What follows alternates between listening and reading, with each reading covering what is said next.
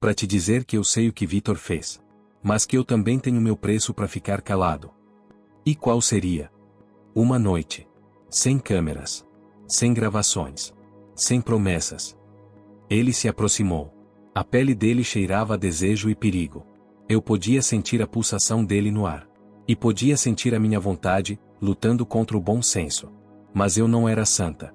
E ele, não era inocente. E se eu disser que aceito? Digo que o testamento está no cofre do escritório. E que tem uma segunda gravação, uma que pode derrubar Vitor na justiça. E na mídia. Nos beijamos. Foi sujo. Cru. Molhado. Mas cada toque, era uma arma carregada. Na manhã seguinte, recebi outra mensagem. Ele já sabe que você esteve aqui. Prepare-se. Ellie. Vitor me esperava no portão do meu prédio. Você quer jogar?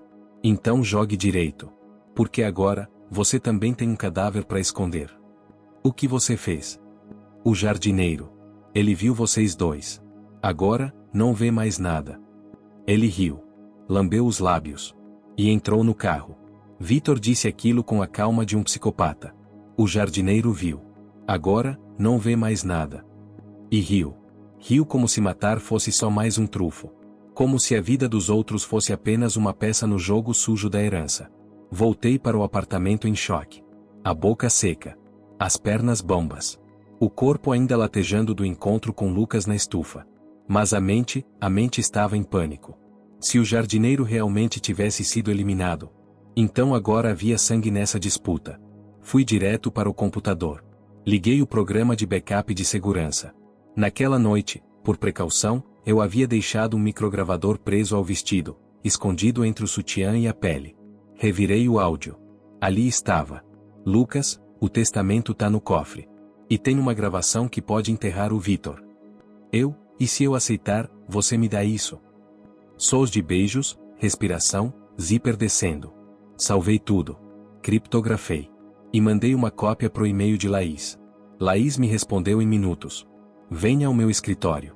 Urgente. Quando cheguei, ela me recebeu com os olhos vermelhos. Estava nitidamente abalada. O jardineiro, está mesmo morto, Helena. Desapareceu ontem. Polícia diz que pode ser sumiço voluntário. Mas eu sei o que isso significa. Estamos lidando com gente que mata para não perder. Ela tirou uma pasta da gaveta. Dentro, um envelope pardo. Isso aqui me foi entregue pelo próprio Alcides, semanas antes de morrer. Ele me pediu que só abrisse se houvesse um conflito de sucessão. Abri o envelope com as mãos trêmulas. Dentro, uma carta. Lista carta de Alcides, pessoal e confidencial. Laís, se minha morte virar campo de batalha, entregue isso a Helena. Minha verdadeira fortuna não está nas contas, nem nas ações. Está em um cofre, sob nome fictício, em um banco internacional. Somente Helena conhece a senha. Ela é o último fio de honra que ainda carrego. E uma coisa mais. Vitor, não é meu filho de sangue. Foi fruto de uma traição. Mas o criei por compaixão. E por medo. Ele nunca soube disso. Mas talvez, seja a hora de descobrir. Meus olhos congelaram naquelas palavras. Vitor, não era um leão de Albuquerque.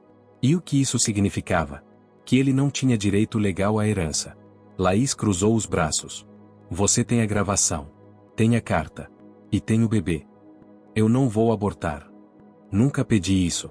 Mas, terá que escolher o momento certo para dizer. Porque esse filho, agora é a sua segurança.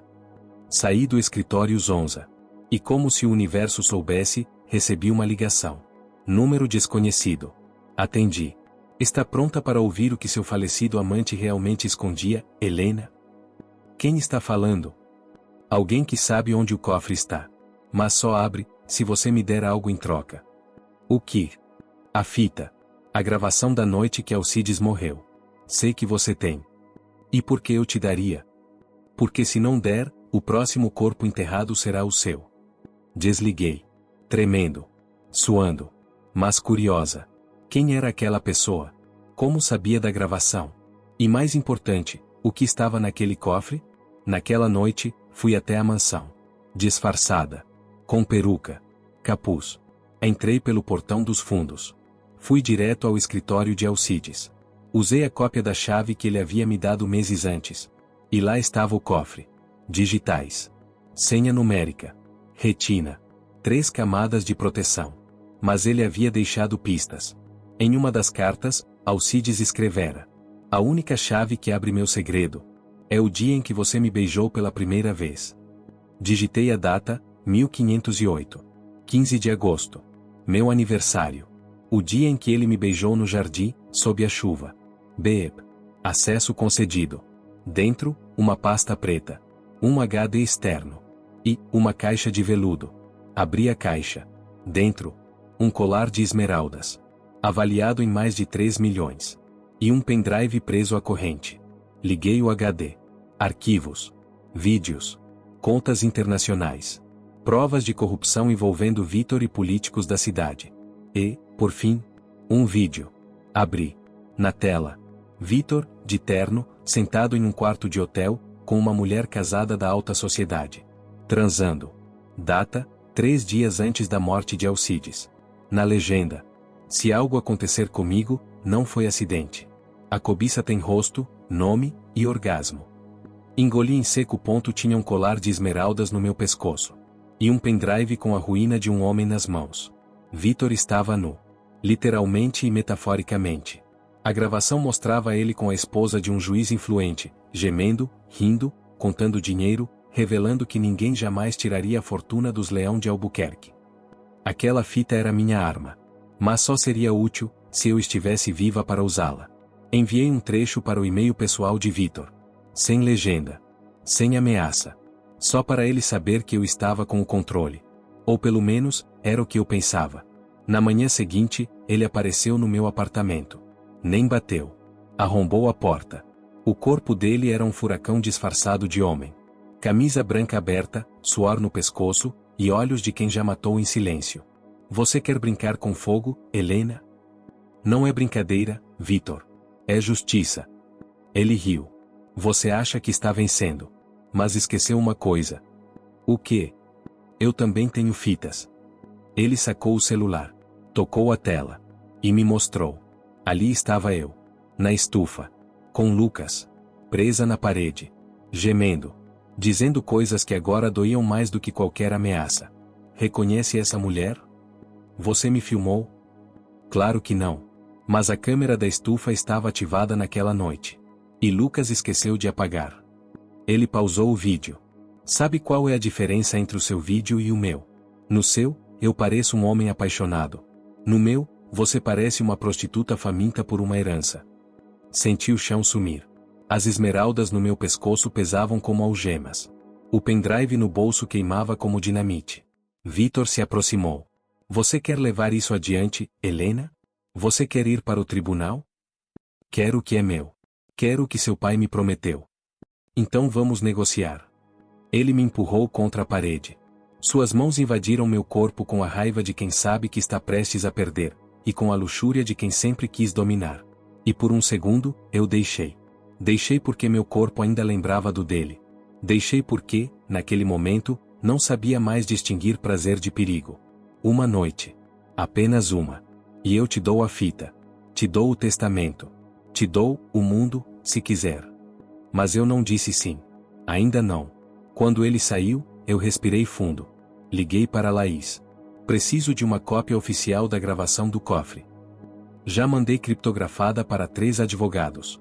E um jornalista. Se algo acontecer com você, Helena, o mundo inteiro vai saber quem é Vitor. À noite, fui à estufa de novo. Precisava pensar. Precisava lembrar por que entrei nessa guerra. E lá estava Lucas. Com o rosto machucado. Ele me bateu. Ele viu o vídeo. Ele quer te destruir, Helena. E vai começar por mim. Então me ajuda. Me diz onde ele escondeu o testamento assinado. Por que ele escondeu? Eu sei que ele escondeu. Lucas hesitou. E então? Há um cofre no escritório antigo do papai. No porão. Senha, a data de casamento dos pais deles. No dia seguinte, invadi o porão. Laís me acompanhou. Abrimos o cofre. E ali estava ele. O testamento assinado. O original. E nele, meu nome. Como única herdeira da fortuna pessoal de Alcides. Mas havia mais. Uma carta. Lista último bilhete de Alcides. Vitor não é sangue. Mas é meu pecado. Se ele tentar destruir Helena, destruirá a si mesmo. Ela carrega o último leão em seu ventre. E o mundo precisa saber disso. Laís engasgou. Você está mesmo grávida? Sim. E o pai é? Vitor. Naquela noite, Vitor me ligou. Parabéns. Achou o testamento. Mas perdeu a guerra. Como assim? A fita com Lucas já está no tribunal. Na mídia. Nos grupos da família. Você quer que todos saibam do próprio irmão traindo o pai morto. Quero que saibam quem você é. Uma vadia. Uma golpista. Uma atriz pornô de herança. E desligou. Mas ele cometeu um erro. Esqueceu que o verdadeiro pai da criança não era ele. E eu estava prestes a usar isso. Laís leu a carta de Alcides 2 vezes. O verdadeiro pai da criança não é Vitor? Balancei a cabeça. Não. E isso pode virar a chave. Ela cruzou os braços. Então quem é? Lucas. Sim. O filho caçula. O mais doce. O mais sujo. O que me ofereceu prazer em troca de informação. E que acabou me dando mais do que palavras, me deu um herdeiro. No dia seguinte, Laís entrou com um pedido de reconhecimento do testamento. Com provas do cofre, da carta, do vídeo de Vitor, e da minha gravidez. A imprensa caiu em cima. Mistério da mansão, grávida, ex-cuidadora diz ser herdeira legítima. Testamento secreto revela paternidade duvidosa entre irmãos ricos. Sexo, chantagem e fortuna, a novela real da família Albuquerque. Mas isso foi só o começo. Na audiência preliminar, Vitor estava de terno cinza escuro. Eu, de preto. Sóbrio. Mas meus olhos, gritavam. Ele não tirou os olhos de mim. Nenhum dos dois sorriu. A juíza pediu silêncio. Temos aqui um testamento assinado e autenticado. Mas a parte contestante afirma que houve manipulação e má-fé. Vitor se levantou. Excelência, essa mulher seduziu um homem idoso com histórico cardíaco. Ela se infiltrou emocionalmente, manipulou minha família, e agora quer se apossar de tudo. Temos vídeo dela mantendo relações com outro filho da vítima, meu irmão. Uma mulher sem honra, sem limites. Laís rebateu. Temos cartas escritas pelo falecido. Gravações onde ele confessa amor e intenção clara de testamento. Provas de que Vitor escondeu documentos e ameaçou testemunhas. E um exame de gravidez com paternidade pendente. A juíza suspendeu por 7 dias.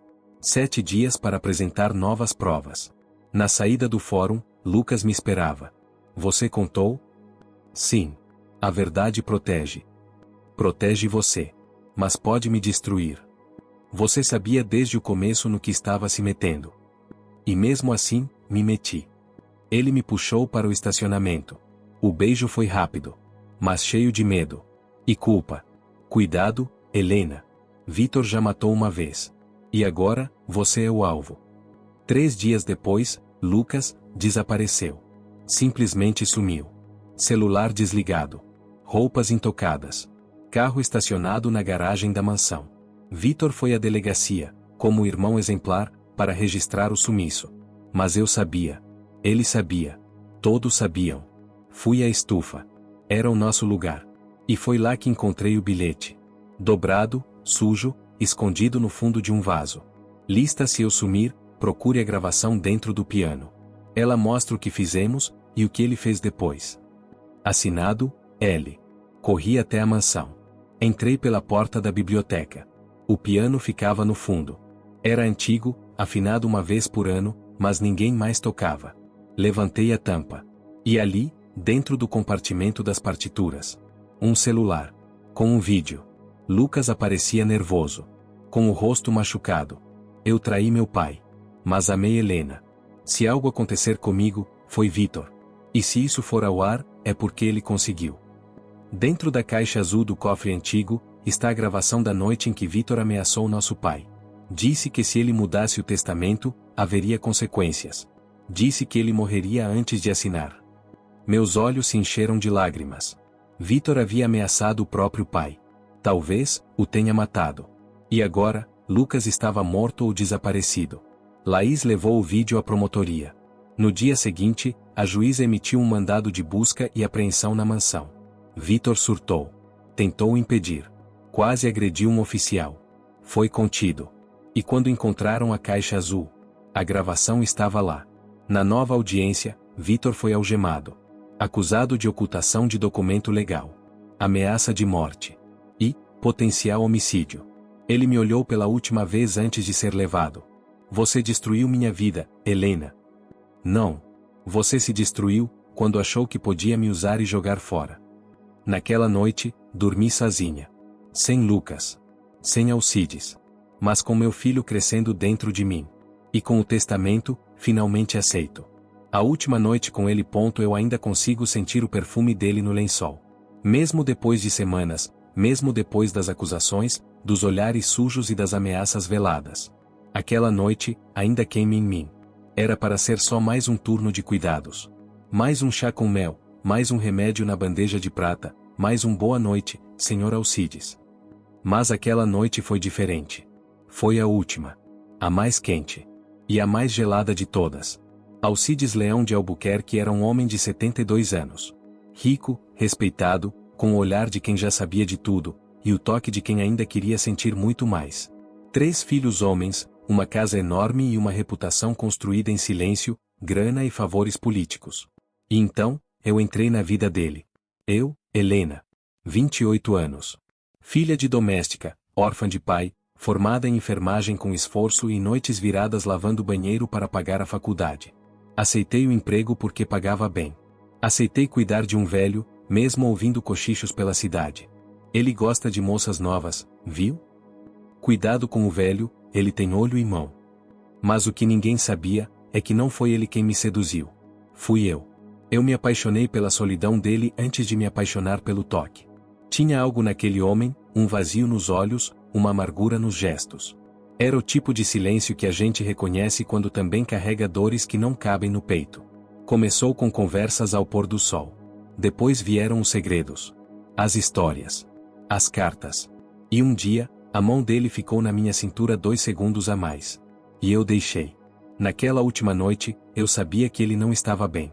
O coração dele vinha falhando há meses. O médico havia alertado, evite fortes emoções. Mas aquela noite, foi exatamente isso que ele quis. Era sexta-feira. Chovia lá fora. A casa estava vazia, os filhos tinham viajado, como sempre faziam. Afinal, cuidar do pai era um fardo que só lembravam de carregar quando era conveniente. Eu levei o chá dele ao quarto. Ele estava sentado, de hobby, cabelo penteado, barba feita. Sente aqui, Helena. Só um pouco. Sentei. Ele segurou minha mão. Você sabe que eu vou morrer, não sabe? Por favor. Não, escute. A vida me deu muita coisa, mas nunca me deu amor de verdade. Até você chegar. Meu coração parou um segundo. Eu deixei tudo para você. O testamento será assinado segunda-feira. Eles vão me odiar. Mas eu, vou morrer em paz. Aquelas palavras queimaram minha pele mais do que qualquer carícia. Eu me levantei. Fechei a porta. Apaguei a luz. Deitei ao lado dele. E fizemos amor como 2 fantasmas que sabiam que, ao amanhecer, só um deles ainda estaria ali. Foi intenso. Suado. Lento. Profundo. Como se cada gemido fosse um pedido de eternidade. Ele chorou depois. Disse que me amava. Que queria fugir. Que se tivesse me conhecido mais cedo, teria tido outra vida. E então, dormimos. Ou melhor, eu dormi. Quando acordei, o sol já entrava pelas frestas. O corpo dele estava frio. Os olhos, abertos. A mão ainda segurava a minha. Mas ele, já não estava mais lá. Eu gritei. Chamei ajuda. Desesperada. Chorando. Mas foi inútil. O médico veio. Confirmou, infarto fulminante. E então, chegaram os filhos. O primeiro a entrar no quarto foi Caio, o mais velho. Advogado, arrogante, nariz empinado. Olhou para mim como se eu fosse um vírus. O que você fez com meu pai, vadia? Não respondi. O segundo foi Vitor, o do meio. Frio. Calculista. Aquele com quem eu já tinha dividido outro tipo de segredo, muito antes de tudo isso. Você estava aqui com ele? Eu era a cuidadora dele. Você era a amante dele, sua safada. O terceiro, Lucas, o caçula, parecia o menos afetado. Pelo menos ele morreu sorrindo, né? Eles vasculharam a casa. Descobriram as cartas. As promessas. Os documentos do testamento, ainda não assinados. E foi aí que tudo mudou. Ela matou ele por ganância. Sedutora oportunista. Essa mulher drogou nosso pai. Denunciaram-me à polícia. Me expulsaram da casa. Congelaram meus bens. Me difamaram em todos os jornais da região. E eu? Eu fiquei com o corpo. Com a memória. E com um segredo no bolso de dentro do casaco. Uma gravação. Daquela última noite. E uma outra coisa. Um teste de gravidez. Com 2 listras. E um nome escrito na parte de trás com caneta vermelha. Vitor. Silêncio após a morte de Alcides não foi de luto. Foi de guerra. Em 2 dias, meu nome estava nas manchetes. Cuidadora suspeita de seduzir e matar empresário milionário. Filhos afirmam que pai foi enfeitiçado por mulher 40 anos mais jovem. E eu, me tornei a viúva sem aliança. A amante maldita. A herdeira sem herança. A polícia me chamou para depor. Disseram que a causa da morte era natural, mas estavam investigando outros elementos. Traduzindo, os filhos tinham grana. E eu, não. Vitor, o filho do meio, o mais frio, o mais perigoso, apareceu de surpresa no meu apartamento. Eu ainda não sabia se o ódio dele era verdadeiro ou apenas o espelho da culpa. Posso entrar, Helena? Você devia estar me processando, não me visitando. A gente já se viu em situações bem menos civilizadas do que uma sala de estar, lembra? Ele entrou. Andou devagar pela sala. Tocou uma das molduras. O mesmo toque que um dia ele passou pelas minhas coxas, em silêncio, dentro do carro preto dele, meses antes do pai morrer. Está grávida, Helena? E se estiver? Ele virou de costas. Respirou fundo. Virou de novo. Se esse filho for meu, você vai sumir. Ou eu te enterro viva junto com esse escândalo. Ah, Vitor. Tão acostumado a mandar. Tão arrogante. Tão excitante no meio de tanta raiva. Mas dessa vez, ele não mandava em mim. Eu peguei o celular. Abri a gravação. Deixei que ele ouvisse a voz do pai dele, gemendo meu nome. Dizendo que me amava. Prometendo a herança. Confessando que os filhos não valiam o sobrenome que carregavam. A cor do rosto de Vitor mudou. Ele apertou os punhos. Você gravou ele? Eu gravei tudo. Você quer ir para o tribunal ou para a cama? Porque nos dois eu sei como ganhar. Ele saiu. Furioso. Mas deixei a porta entreaberta. Porque eu sabia que ele voltaria. 3 dias depois, recebi uma intimação. Os filhos de Alcides estavam me processando por apropriação indevida de bens e manipulação emocional. Mas o testamento ainda não havia sido oficializado. Faltava a assinatura. E aí estava a minha chance. Procurei doutora Laís, advogada antiga da família. Mulher dura, justa, e que já sabia mais do que dizia. Você quer mesmo mexer nesse ninho de cobras, Helena? Quero meu nome limpo. E quero o que ele me prometeu. E quero que a verdade apareça. Então se prepare. Porque a verdade, às vezes, vem com espinhos. Laís revisou os papéis. Havia um rascunho do Novo Testamento. O nome dela como testemunha futura. Mas um detalhe me chamou a atenção. Esse documento sumiu da mansão depois da morte. Foi Vitor. Você tem certeza? Tenho mais que certeza. Tenho o vídeo dele, vasculhando os papéis, à noite, quando todos dormiam. Laís arregalou os olhos. Você guardou isso tudo? Eu sabia que esse dia chegaria. Na noite seguinte, recebi uma mensagem anônima. Encontre-me na estufa da mansão. Às 23 horas. Vá sozinha. Ellie. Lucas. O caçula. A mansão estava silenciosa. A segurança, distraída. Os criados, já sabiam que algo estava para estourar. Entrei na estufa. Cheiro de flores noturnas, umidade, calor. Lucas estava lá. Sem camisa. Suado. Com uma garrafa de vinho na mão. Você tá mais bonita agora do que quando te conheci, Helena. Você me chamou aqui para elogiar ou para me ameaçar? O silêncio após a prisão de Vitor foi o mais barulhento da minha vida. Não era paz. Era a pausa antes da próxima bomba. Eu agora tinha o nome. O título. A fortuna. Mas não o controle. Na manhã em que assinei oficialmente o reconhecimento do testamento, recebi uma carta via correio internacional. Sem remetente. Papel envelhecido. Perfume feminino. Letras suaves. Lista, se você está lendo isso, é porque ele morreu. E porque tudo que escondemos um dia volta. O cofre em Zurique está em seu nome. A senha é o nome da mulher que ele amou antes de mim. M. Sem mais. Sem assinatura. Sem pistas claras. Mas uma bomba implícita.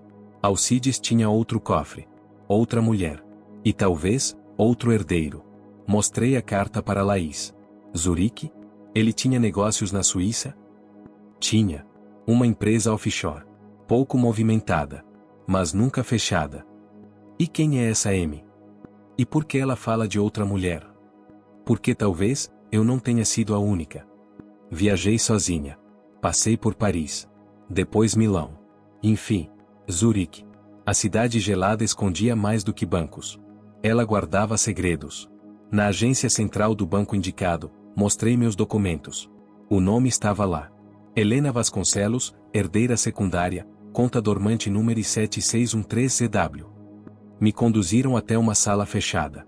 A parede parecia sólida, mas com sensores e códigos numéricos. Por favor, digite a senha. Fechei os olhos. Pensei. O nome da mulher que ele amou antes de mim. Tentei, Carla. Erro. Aline. Erro. E então, uma lembrança. Um sussurro dele em uma noite chuvosa. Se eu não tivesse sido covarde, teria me casado com Miriam. Digitei, Miriam. Beep. Acesso autorizado. Dentro do cofre. Uma pasta preta. Uma caixa de madeira escura. E uma foto. Na foto, uma mulher morena. Boca carnuda. Olhos tristes. Nos braços dela, um bebê. E atrás da foto, escrito à mão. Lista, se me tirarem de você, diga a ele quem ele é. Um leão. Mesmo que nascido na sombra. Meu estômago virou. Outro filho. Fora do casamento. Fora da herança. Fora da história. Mas agora, dentro do meu mundo. A pasta preta continha. Certidão de nascimento de um tal Miguel Vasconcelos, nascido em 1997. Teste de DNA não finalizado. Comprovantes de depósitos mensais por 20 anos. Uma escritura de terreno no interior do Brasil. Voltei com o material. Laís analisou tudo em silêncio. Você sabe o que isso significa, não é? Que a herança não é só minha. Que existe outro herdeiro. E que ele pode querer tudo. Ou pode querer vingança. Iniciamos uma busca. Detetives privados. Registros médicos. Redes sociais. E enfim, encontramos ele. Miguel. 28 anos. Professor de literatura. Solteiro. Vive em uma casa simples com a mãe. Marquei o encontro. Fui até lá. Quando ele abriu a porta, senti o tempo parar. Era como ver Alcides jovem. Mas com uma doçura que os outros filhos nunca tiveram. Você é Helena? Sim. E você é? Miguel. Minha mãe disse que você viria. Mas eu achei que fosse delírio dela. Ou uma armadilha. Não é. É justiça. Contei tudo. A morte. O testamento. A herança. Os irmãos. Ele escutou em silêncio. E então, sorriu. Mas com dor. Eu nunca precisei de dinheiro. Mas agora, acho que preciso de verdade. Ofereci a ele 40% da fortuna pessoal. Sem brigas. Sem disputas. Apenas, reconhecimento. Ele aceitou. Mas antes, fez um pedido. Quero visitar a mansão. Quero ver o lugar que me foi negado. Na semana seguinte, ele foi. E algo mudou. Miguel era calmo. Mas seus olhos observavam tudo. E quando passou pelo piano, murmurou. Eu estive aqui antes. Como assim?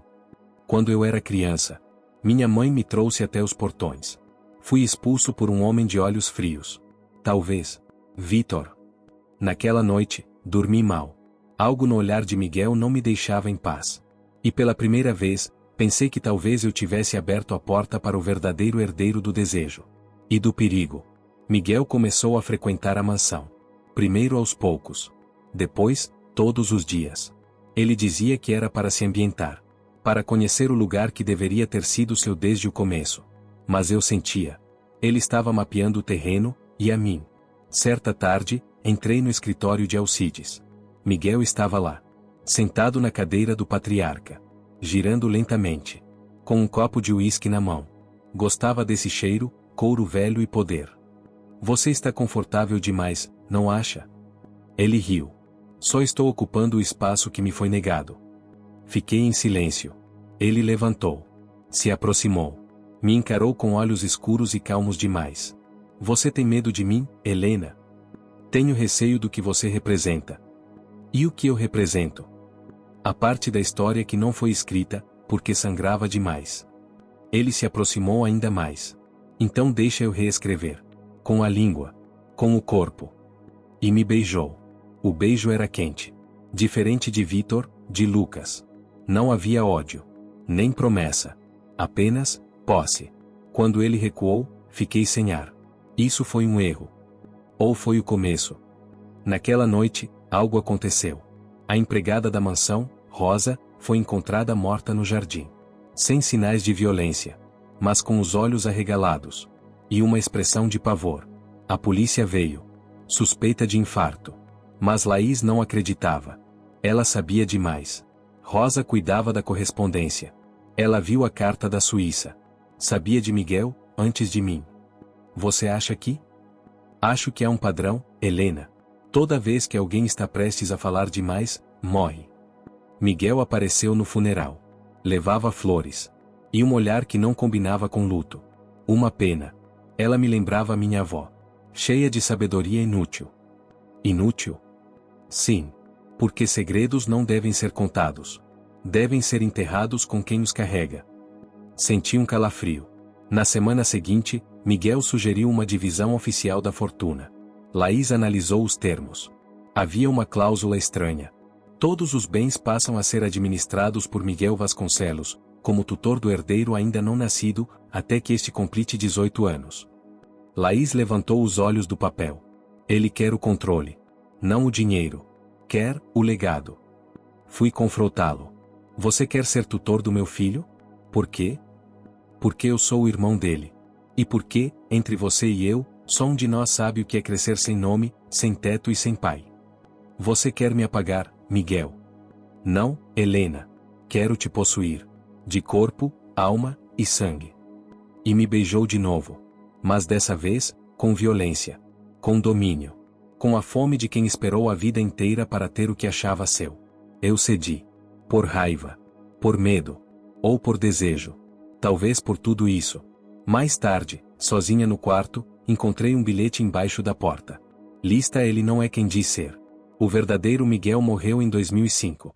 Procure os registros da Escola Pública de Campinas. Sem assinatura. Sem nome. Mas com pavor escondido nas palavras. O bilhete era direto. O verdadeiro Miguel morreu em 2005. O papel tremia na minha mão. Ou era a minha alma. Miguel dormia no quarto de hóspedes. Com a porta trancada por dentro. Mas eu sabia que nada ali estava seguro. Laís não questionou nada. Só pegou o carro e me levou até Campinas. Fomos direto à escola pública mencionada. Procurem registros de Miguel Vasconcelos. Nascimento, 1997. A funcionária fez uma busca. Papel por papel. Arquivo por arquivo. Até que achou. Aqui está. Miguel Vasconcelos. Faleceu em 2005. Afogamento em represa. Tinha 8 anos. Eu parei de respirar por um segundo. Tem foto? Ela entregou o boletim. Lá estava. Um garotinho sorridente, com olhos doces. Não era o homem que dormia na minha casa. Laís me puxou para fora. Quem está na sua mansão, Helena? Não é Miguel. E nunca foi. Então quem é ele? Alguém que conhecia bem a história. Alguém próximo. Talvez alguém que cresceu perto da mãe de Miguel. Ou que a amava. Ou que a odiava. De volta à mansão, o impostor ainda estava lá. Calmo. Como se nada estivesse fora do lugar. Fui até ele. Preciso conversar com você. Eu também. Sobre quem você é. Ele sorriu.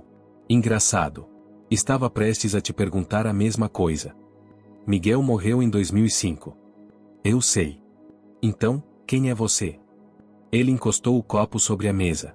Eu sou o resultado de tudo que Alcides destruiu. Isso não é uma resposta. É sim. Mas você não está pronta. Ele se aproximou. Sabe por que aceitei os 40% sem contestar? Porque eu sabia que não precisava da herança. Eu queria só uma coisa. O quê? Você. Meus olhos arderam. Você me enganou. Você mentiu sobre tudo. Mentir é apenas uma forma elegante de sobreviver. E o que você quer agora? Terminar o que comecei. Na madrugada, enquanto ele dormia, ou fingia dormir, revirei o quarto. No fundo de sua mala, encontrei passaporte falso com nome de Henrique Mendonça. Cartas antigas da mãe de Miguel. Uma fotografia de Alcides com uma mulher e 2 garotos. Um deles era o falso Miguel. Mostrei tudo a Laís. Henrique Mendonça. Ele era vizinho da mãe do verdadeiro Miguel. Foi criado junto. Sumiu depois da morte da criança.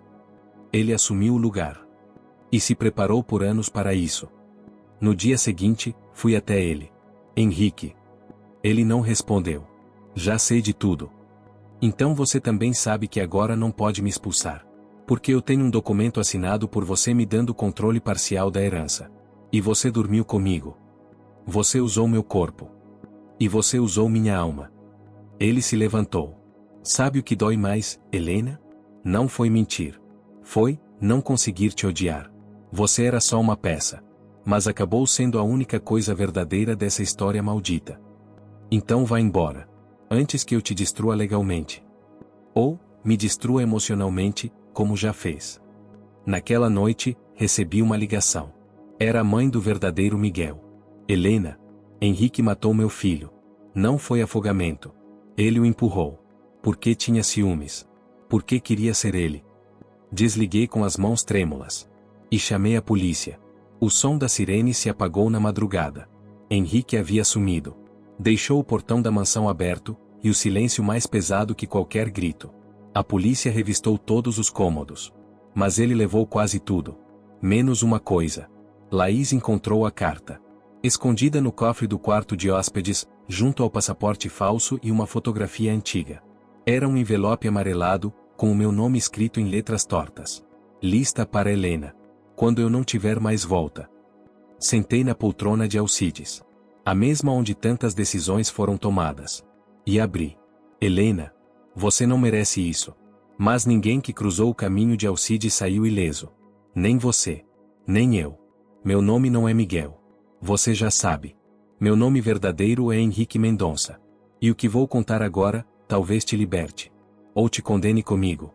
Quando eu era criança, morava com minha mãe e meu irmão em uma pequena casa, nos fundos da propriedade da mãe de Miguel. Ela era tudo que tínhamos, generosa, forte e ingênua. Alcides aparecia às vezes. Trazia presentes. Comida. Dinheiro. Mas também trazia olhares. Olhares para minha mãe. E depois, para mim. Sim, Helena. Alcides me conheceu. Me alimentou. Me testou. E um dia, me destruiu. Eu tinha 11 anos quando ele me levou para a estufa pela primeira vez. Disse que me ensinaria sobre botânica. Me mostrou venenos. E me fez prometer silêncio. Com presentes. Com ameaças. Com mãos que não deviam tocar. Quando o pequeno Miguel nasceu, percebi que Alcides o olhava diferente. Com afeto. Eu era o brinquedo. Miguel era o filho. Naquela tarde, no lago, Miguel caiu. Ou talvez, eu tenha deixado cair. Talvez. Porque ele ia herdar tudo. Até o nome. Até o amor. Até o que restava de mim. Fugi de casa naquela noite. Passei anos me escondendo. Mas não esqueci. Nunca esqueci.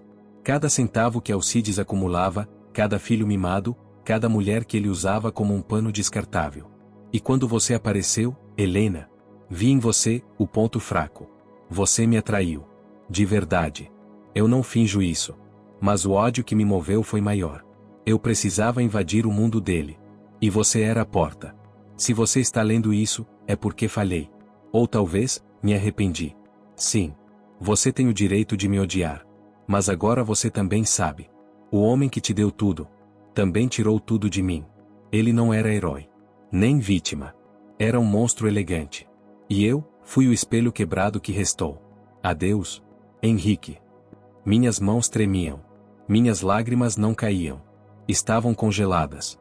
Na fotografia, Alcides sorria. Ao lado de 2 garotos. E uma mulher de olhar vazio. Era tudo verdade. Henrique fora apenas o produto final, de uma cadeia de segredos, violência e abandono. Laís suspirou ao meu lado. Helena. Você ainda quer essa herança? Essa herança me quer, Laís. Agora mais do que nunca. Porque ninguém mais saberia o que fazer com ela. Henrique havia desaparecido. Mas suas palavras queimavam como confissão. E como aviso, herdei uma mansão. Mas a cada passo pelos corredores, o eco das vozes mortas me assombrava mais do que os fantasmas que nunca vi. Herdei uma fortuna. Mas o dinheiro veio lavado por mentiras, desejo, sangue e silêncio. Herdei um nome. Mas o nome Alcides Vasconcelos não era uma herança. Era um fardo. Depois da carta de Henrique, a mídia explodiu. Um filho morto. Um patriarca com histórico de abusos. Tudo veio à tona. Mas eu me mantive calada. Pelo menos, até aquele dia. Fui chamada para uma audiência extraordinária no Fórum da Capital. O juiz queria encerrar o processo sucessório. Restavam pendências. O desaparecimento de Henrique. A validade do testamento. O destino dos bens. Entrei com Laís ao meu lado. A sala era fria, formal. Mas meus passos eram firmes. O juiz me olhou, como quem observa uma ferida tentando cicatrizar. Senhora Helena Vasconcelos, deseja manter o direito à herança? Demorei a responder. Não porque duvidasse do que queria. Mas porque, pela primeira vez, eu sabia o que significava. Desejo, meritíssimo. Mas com alterações. Explique. Quero criar um fundo de reparação com parte do patrimônio. Para vítimas de abuso, violência e negligência familiar. Quero que o nome Vasconcelos carregue alguma redenção. Mesmo que tardia. Silêncio. O juiz anotou. E sorriu com pesar. A justiça agradece. Quando a consciência fala mais alto que o lucro. Saí do tribunal com o rosto exposto. Fotógrafos. Jornalistas. E pela primeira vez, não escondi nada. Nos dias seguintes, vendi parte da propriedade rural. Fechei a estufa. Doei obras de arte. Transformei a ala leste da mansão em abrigo silencioso para mulheres que, como eu, carregam cicatrizes invisíveis. Henrique nunca mais foi visto. Mas uma carta nova chegou semanas depois. Sem remetente. Sem assinatura. Lista. Você venceu, Helena. Não porque teve mais poder, mas porque teve mais alma. E junto, uma corrente de prata com um pingente em forma de estufa. O mesmo que Alcides me deu, no início. Estava grávida de 6 meses quando sentei pela última vez no piano da sala principal. Meus dedos tocaram notas suaves. Não para homenagear o passado, mas para embalar o futuro. Meu filho, talvez herdeiro, talvez não, ouviria sua mãe contar a verdade desde o primeiro dia. Sem esconder nada. Sem proteger nomes que não merecem. Sem repetir padrões. A herança que recebi foi maldita. Mas o que fiz com ela? Foi milagre.